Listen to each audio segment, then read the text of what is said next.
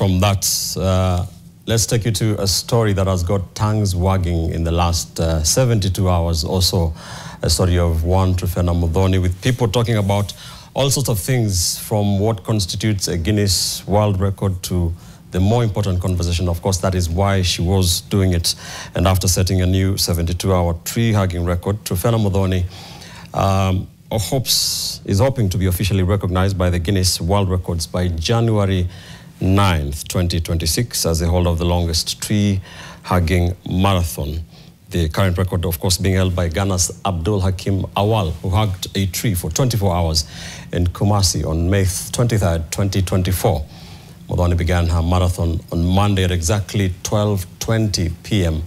outside the Nyeri governor's office, and she ended it today in the presence of a cheering crowd, as NTV's Margaret Kimathi reports. For the last 3 days, Truphena Muthoni has endured cold nights, exhaustion, and long hours of stillness, all while maintaining unbroken physical contact with the tree. As soon as she hit the 48-hour record on Wednesday afternoon, visitors from Muranga, Kericho, and Laikipia arrived to witness the attempt firsthand. 24 hours later, Muthoni's most awaited moment arrived.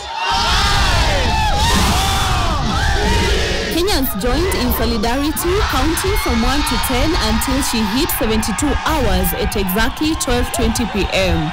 The young environmentalist was quickly whisked away by an ambulance from the scene to allow her undergo health checks and eat after spending days and nights in the cold. I practice a lot for that, and part of the practice is walking for long hours to boost my stamina. I walk for 42 kilometers non-stop.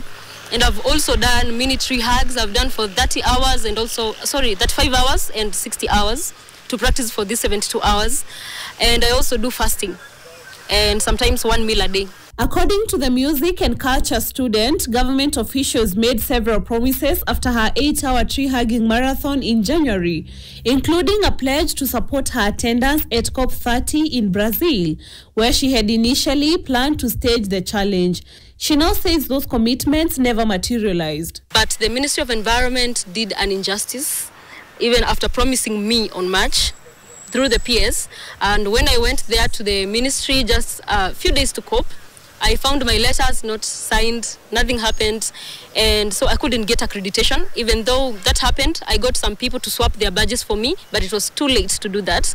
But why hug a tree for all those hours? Tree hugging has a lot of benefits, and one of them is therapy. It's very therapeutic, and especially in times where we are experiencing climate injustices and mental health crisis that is directly connected to environmental degradation, like wildfires, droughts, and maybe floods. Victims have post-traumatic stress disorder, and it's important for them to know that we can come back to nature and get healing. Several Kenyans braved the night, keeping the young environmentalist company as they cheered her on during her silent activism. Ningependa sana kucongratulate Truphena, na kitu ingine mimi naweza taka kuvunja record ya Truphena pia. Mimi naweza enda 4 days. Mkinipea chance, I'm ready. Lakini nikilinganisha hata na Biblia, hakuna kitu ambacho wanawake walifanikiwa bila ya kungangana. Kwa hivyo niseme congratulations Truphena Muthoni. If she is going to live to 80, how many things will she do that will put her in all over the map of the world?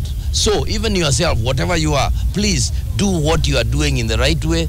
Do it and focus. For her to be considered for the Guinness World Record recognition, Muthoni and her team shall document the entire marathon, backed with evidence and at least 2 witnesses. She will also be required to provide timekeeper statements and surveyor statements as specified in the Guinness World Record guidelines.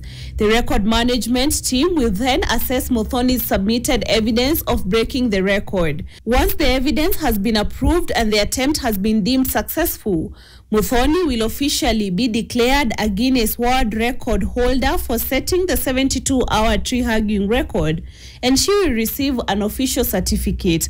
However, if her attempt is unsuccessful or the evidence is insufficient, she will be notified with an explanation.